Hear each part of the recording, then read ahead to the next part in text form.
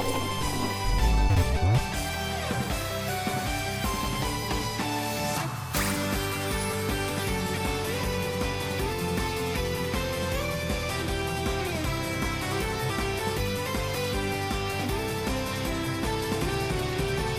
didn't know much about the Beat Angel Escalayer Reboot before I started playing, but I think that made its gameplay elements all the more interesting. Unlike other visual novels, players interact with many of the game's systems and characters, making it more in line with a simulation game. Regardless of the genre debate, it's definitely an arage, so understand that, and let's move on. 聞け！愚かな辺境の民人よ！私はミストレーヌ。惑星侵略軍ダイラスとのショーだ。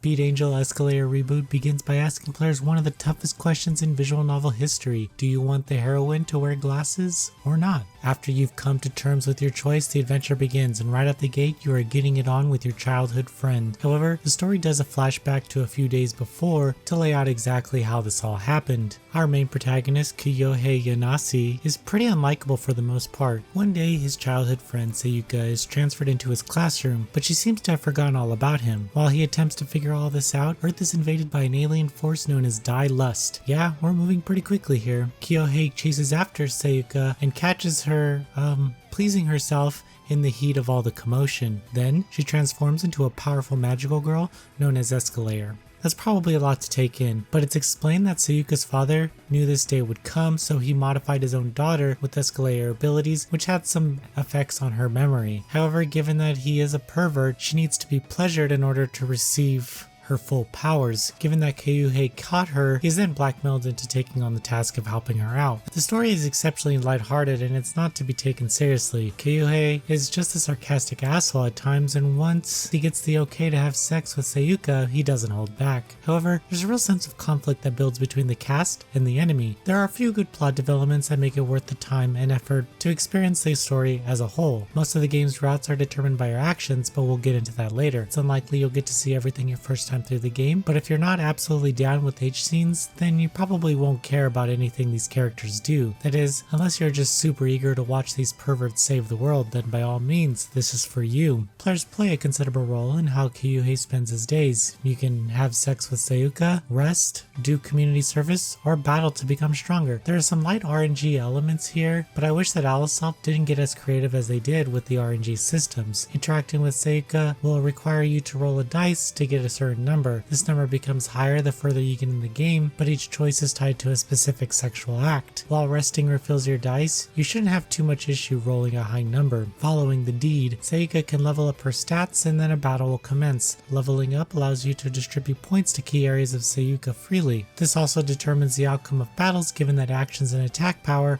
are tied to her level. Battles also feature an RNG system where skills are selected at random. I'm not sure why an MP system wasn't used instead, but here we are. Battles don't require too much interaction since all you really do is click, but fighting the more significant enemies unlock additional H scenes like you wouldn't have expected that already. Each of the additional actions is rather straightforward, but everything you do inches you through the narrative. It's all pretty basic, which is surprising since the menu design is exceptionally overwhelming at first glance. Still, I had fun after I figured out how to keep the town peaceful and Sayuka sexed up. There are times where the game likes to challenge you with random events, but I didn't have a problem with getting through everything. Beat Angel Escalayer released almost 20 years ago, with the reboot launching over 6 years ago. Still, the art assets hold up incredibly well, and the character illustrations have a timeless appeal to them. There are a lot of CGs in the game, most of them being H scenes that are aimed at different fetishes and situations. Furthermore, there are a ton of costume changes that see Sayuka in various outfits across the entire story.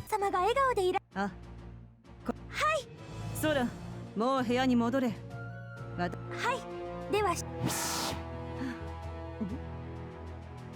Beat Angel Escalayer Reboot doesn't break any ground in its story department, given that the main protagonist is mostly unlikable. However, there's so much interaction and great moments of character dialogue that you can quickly look past the downsides. Sim elements in the game are needlessly tied to RNG mechanics, but after a few hours, you'll be saving the world and unlocking H scenes at a steady pace. If that's not what you're looking for, then this probably isn't for you. Noisy Pixel is giving Beat Angel Escalayer Reboot a 7 out of 10. Thank you for watching. Please read the full review on noisypixel.net. Noisy Pixel is run by a group of gamers who work hard to deliver news, reviews, previews, and more. Please subscribe to keep up with all our future content.